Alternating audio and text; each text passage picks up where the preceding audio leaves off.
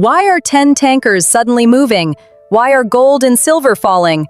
And what is behind the White House's pixelated posts? Welcome back, I'm Nova Kingsley, and this is TrendWave News.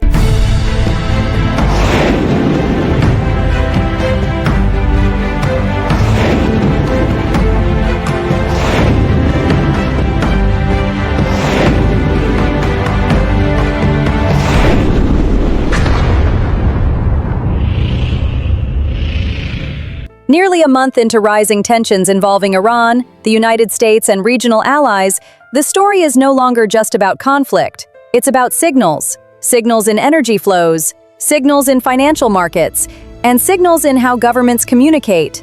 And right now, those signals don't align. Let's start with the first question, the tankers.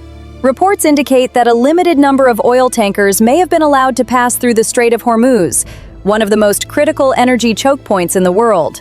If confirmed, this is not a reopening, it is a controlled movement. Historically, Iran has used selective disruption in this region, restricting flow just enough to influence global prices without triggering full-scale escalation. This suggests a calibrated strategy, not to stop the flow of oil, but to control it. Because control over energy flow is leverage, over markets and over negotiations. Now to the second question. Why are gold and silver falling?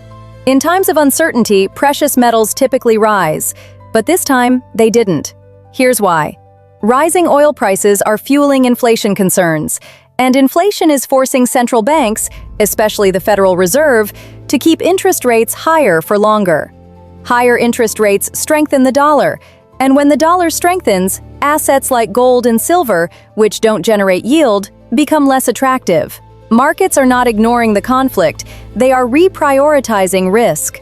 Right now, the dominant concern is not instability, it is persistent inflation. And then there's the third question, the White House's pixelated posts.